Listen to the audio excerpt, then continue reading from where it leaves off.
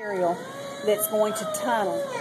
And what I mean by tunneling is on the zigzag stitch, unless you have like 2 layers of cloth together or a heavier weight material, it wants to pull together and bunch when you zigzag.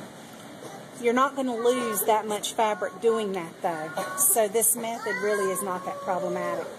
But what you do is you pull the top thread out as long as whatever it is you're stitching is. Then you put your presser foot down, making sure that your top thread is in the middle. Usually you pull your top thread to the back. You usually pull it to the back, but this is going to become your pull thread for your gathering stitch. Right. So then you set it on zigzag, set it on a fairly wide stitch, and set the stitch length at medium to fairly wide. I'm going to increase it just a bit. Then you're going to tack down a couple stitches. Just do forward and then back once or twice. And then you're going to stitch this zigzag over this top thread. The only thing you need to make sure is that your top thread stays in the middle of your presser foot, because you do not want the needle to catch that top thread.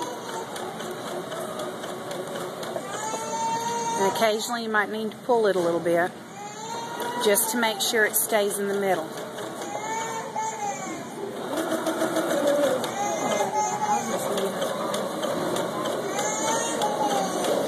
And then at the end, back stitch again. Then pull it all out. Make sure you do not cut your pull thread. Only the threads that you actually stitched with, okay? So that will be the bottom this one. the bottom one is the one you cut, or the top one? You cut the bottom one, and you cut the top one that was stitched, but not the one you're pulling. So there's 3 threads. There's 3 threads on this end. And you'll see how it tunneled just a bit. But like I said, you are not losing that much length in that. It's no big deal. So I missed that first part. You just lay that thread, you just lay it Pull down it on top? forward. You pull Whole bunch okay, out. from the top spool? From the top spool, yes, okay, the you one just across. pull it out and just lay it down. And then you allow your zigzag stitch over it. Yeah. And then you just pull. It's real easy to pull. If you need to pull it out, it's real easy to pull it out. If you need to repin it or something. That's, I think, how my sister does it. Yeah, I remember it's that. a real easy way to do it. And then when you're done, you're going to be stitching underneath all this, so you don't have to worry about coming and pulling anything out, because it'll be hidden in the seam. Right, you can just stay there. Just clip any long threads.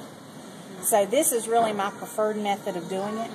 It will not be how we're doing it today because of the likelihood of being able to see the stitches on our project. But for any garment that you're gathering, like something along this piece can be hidden completely in the seam allowance. So this is how I do almost all gathering on my machine.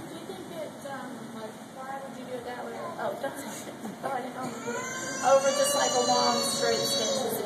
It's harder to pull those. It's like I was showing the ladies a minute ago. Even with the long straight stitch, oftentimes you hit places in the fabric where it's hard to pull it one way or the other, and then you risk breaking your thread and you just have to start all over again. Right. I have only once ever broken my thread pulling, doing a gather like this.